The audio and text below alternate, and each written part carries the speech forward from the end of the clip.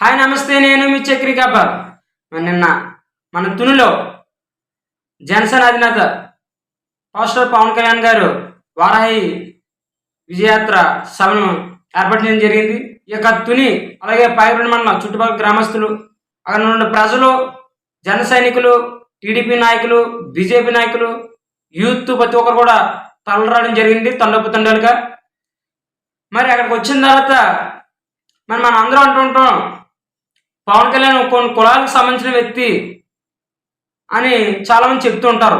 కులాన్ని ప్రతి మీటింగ్లోనూ ప్రస్తావిస్తారు అని చెప్పేసి మనం చాలామంది అంటూ ఉన్నారు వైసీపీ నాయకులు.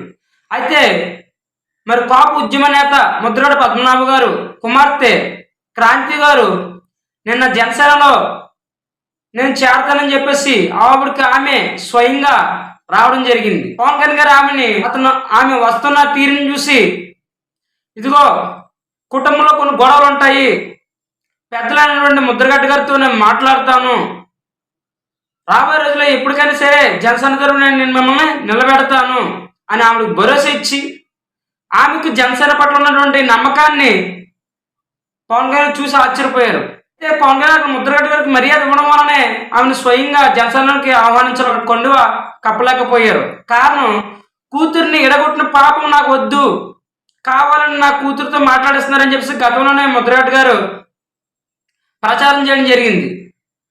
ఈ రోజుల్లో ఎవరైనా పార్టీలో చేస్తారంటే సింపుల్గా కొండువ కప్పేస్తారు.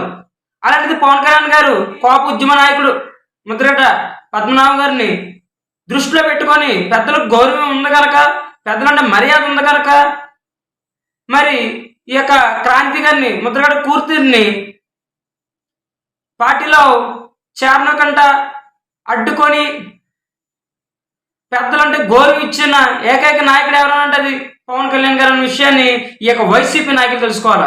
ఇప్పటికైనా ముద్రగడ్డ గారు మిమ్మల్ని కేవలం పవన్ కళ్యాణ్ తిట్టడానికి, విమర్శించడానికి వాడుకుంటున్నారని మీ కూతురు స్వయంగా చెప్పింది. అది అక్షరాల నిజము. మరి ఆ విషయాన్ని గ్రహించి మీ అభ్యర్థి అయినటువంటి జనసేన ముఖ్య నేత పవన్ కళ్యాణ్ గారికి సపోర్ట్గా మీరు నిలబడి, కాపులకు మీరు అండగా ఉండి, మీకు కావాల్సినటువంటి సౌకర్యాలని మన కూటమి రూపం ద్వారా మీరు పొందుపరుచుకోండి. అలాగే మరి చాలామంది వైసీపీ నాయకులు అంటుంటారు, పవన్ కళ్యాణ్ కులాలను విభజిస్తున్నారు, కుటుంబాలను విభజిస్తున్నారు అని. మరి శర్మిల జగన్మోహన్ రెడ్డి గారు చేసిన అన్యాయానికి ప్రతీకారంగా తిరుగుతుంది. మరి జనసేనను ఆహ్వానించుకోలేదే. అంబటి రాంబాబు అల్లుడు అంబటి రాంబాబుని విమర్శిస్తున్నారు, జనసేనను ఆహ్వానించలేదే. బూడి ముచ్చెన్నాయుడు కొడుకు బూడి ముచ్చెన్నాయుడిని విమర్శిస్తూ ప్రచారం చేస్తున్నారు, మరి జనసేనను ఆహ్వానించలేదే.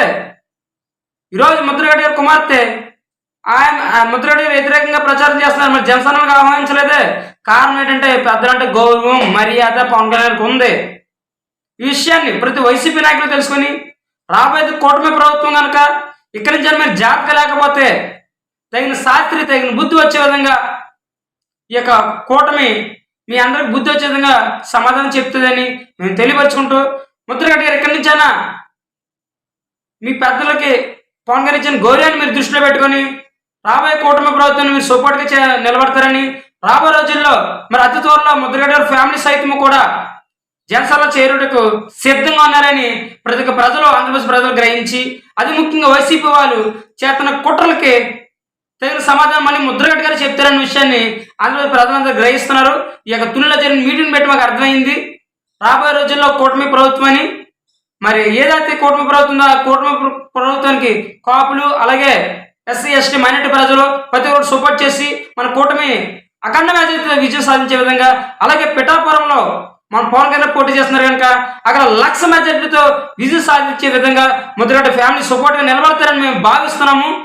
జగన్ గారు పిలిచారని చెప్పేసి ఏదో నామాత్రంగా వెళ్ళారు, కానీ రాబోయేది మన కుటుంబ ప్రభుత్వం కనుక మీరే పవన్ కళ్యాణ్ సపోర్ట్గా నిలబడతారని మరొకసారి ఈ యొక్క పిఠాపురం ప్రజలందరూ కోరుకుంటూ, మీరు కూడా పవన్ కళ్యాణ్ సపోర్ట్గా నిలబడి మన ప్రభుత్వాన్ని, అలాగే మన పవన్ కళ్యాణ్ గారిని అఖండ మెజారిటీతో గెలిపించే బాధ్యత ముద్రగడ్డ గారు కూడా ఉందని మరొకసారి తెలియపరుచుకుంటూ, నేను మీ చక్రి కబాబ్.